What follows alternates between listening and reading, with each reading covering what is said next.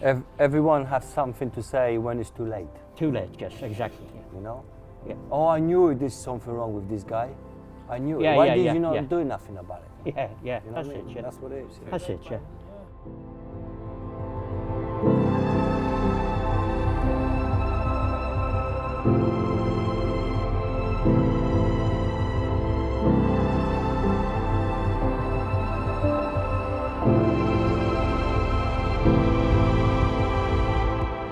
Hello team, my name is Jason. We're going to do a 4 laps of iron. We're going to run around. One's going to be working at chipping away. That means we have a large number of reps and we work together as a team to chip away at the rep.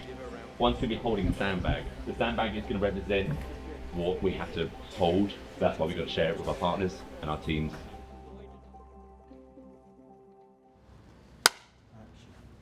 What more could we do as an industry to stop people taking their lives? Getting people's trust and keeping that, the little signs that you'll probably end up getting through. And these are the things that you'll end up knowing with the people that you work around with. People communicating, and then they get to know about themselves and who they actually are. Keep pushing the awareness about mental health, explaining to people this thing is real, and do events like this. If we were to lead by example and display our vulnerabilities, our ideas around, mental health and being vulnerable can be contagious. The project I'm on, there was 600 men on it originally, right? And the different personalities. It was unbelievable, but I cracked it with one issue, the radio in the morning. I used to put on the classical music, and they fucking hated it. And they used to get out of the canteen quicker. But there was 1 or 2 of them used to come back and give me feedback. They said, Joe, we really appreciate that music on in the mornings, especially when we're coming off of the shift. We really thank you for that. And then I used to get to spot 1 or 2 fellas that were rough from drink and things like that, and they were depressed. I said, do you want a cup of coffee?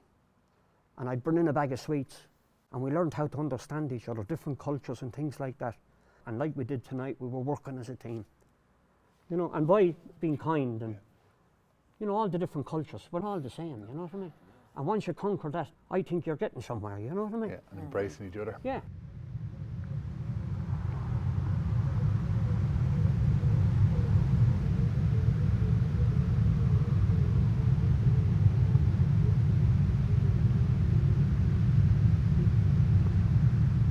How can we change our culture so suicide is less of a problem in the future? That's a hard question. That is a hard question. That is, I mean, Just stop treating people as a numbers. That's the thing to look at. I've been at the building industry from a boy to a man, you know what I mean? I've done every sort of a job in it.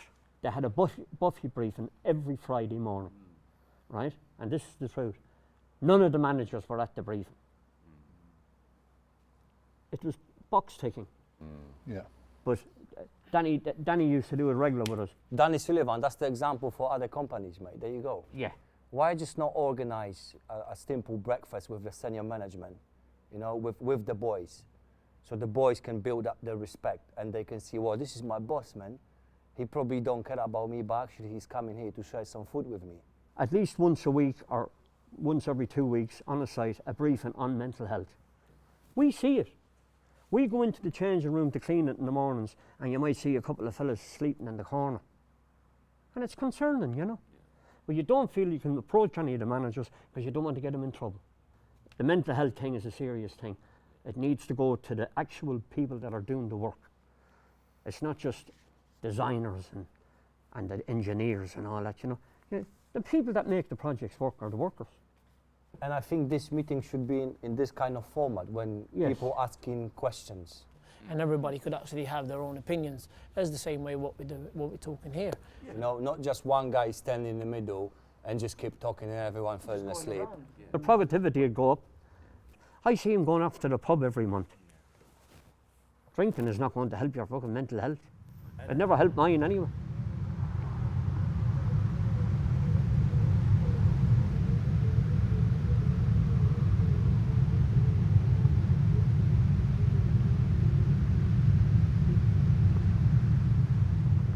Do you have any experience with friends or family members' mental health? In a prison cell, I see one guy who tried to take his life away to take the pain out. You know, these people are in pain. Yeah. People are screaming for help, you know. No matter where you are, you need to try to understand them, you know. But can you get through to people, because like we're in a world where it's all fast paced, it's all deadlines, it's all this, and it's like collision of work life and everything that's going on, compounding effects of not being able to communicate properly, or not being, as I said, open enough to actually ask the question. Even coming here, myself and Lewis were coming, we're like, oh shit, we're going to be late, and we're like rushing, Yeah. and like we're 45 minutes early. It's just a prime example. It's a joke. It's a culture that you're in that mindset. How can you check in on another's mental health? Not be satisfied with the answer, or I'm all right, you know, because many people just to try to avoid to be questions, you know, and they just are playing the game of two faces, you know. I'm all right at work, but obviously when I'm coming back home, then it's a bigger picture. So I think if you feel like something is going wrong with a person, I think it's important just to make a little relationship, you know, and ask about the details, you know. Just don't take the I'm all right, I'm okay, you know, for granted. With that barrier holding a wall up, so sometimes it might take, from experience, your own humility to tell them, okay, I've been feeling a little bit low recently and that, and sometimes that can encourage them to open up about their own feelings, I've noticed. I think humility is an amazing thing, and being able to open up to people is critical. We all know the stats, unfortunately, they're through the roof, and it's probably just not being able to communicate in the right way. I come from a large family. There was 14 of us, and we're all sort of fucked up in the head one way or the other, you know what I mean? And it's not because of the way we were brought up, even though that might have a lot to do with it, but the people that brought us up knew no better. If you can open up, if you can lose that pride and say to people what's going on, you know what I mean? Which I've done in the last 11 years. Whatever it is about the Danny Sullivan group, you know, from the moment I got on with them, they were very kind to me. Before I came working for Danny Sullivan, I was basically on the side of the street. It was just feeling pure worthless. I had no formal education as such, and like it's just been said, don't take all right for an answer, but just be gentle. So it's very important, if you say to somebody, ring you any time you like, pick the phone up. You know, don't ignore it, you know what I mean? No matter what time of the night it is. Well, anyway, as you notice, I don't know when to shut up either, you know what I mean? So you can imagine when they do ring me, I have a lot to say to them.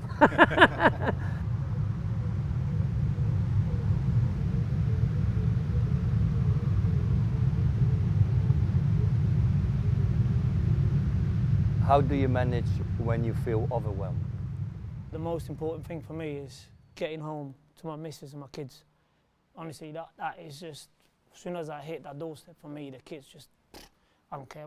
It just, whatever happened at work, it's just, that's it. They're the happiness of my actual life, because they just come in jumping on your head, you know, all the time, like just, oh, daddy, and that's it. Like you just, literally, you just literally forget everything, whatever happens in the morning as well, because they wake up so early. So it's like, yeah, there you go. That's another happiness for me, so I can go to work again. I take fitness because I feel like it's a nice way of letting out stress.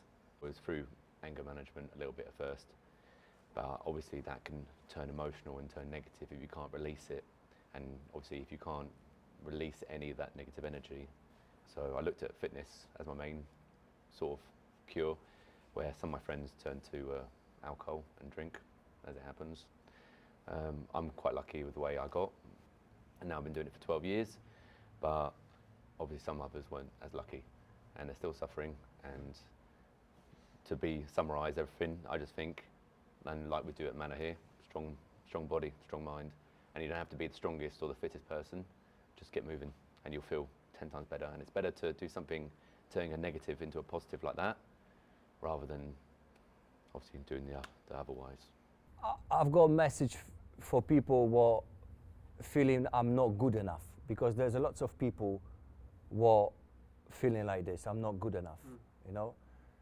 I come to this country 18 years ago without any education, without knowing a word of English, you know. When I was in Poland, I was only into the dodgy business. I never worked in my life, you know. I managed to come here I managed to do all my qualification in scaffolding.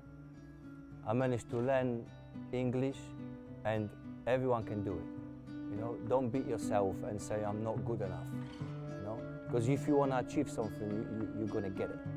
You know, I'm not saying it's gonna be easy, but it's doable. I think it's all been said, hasn't it?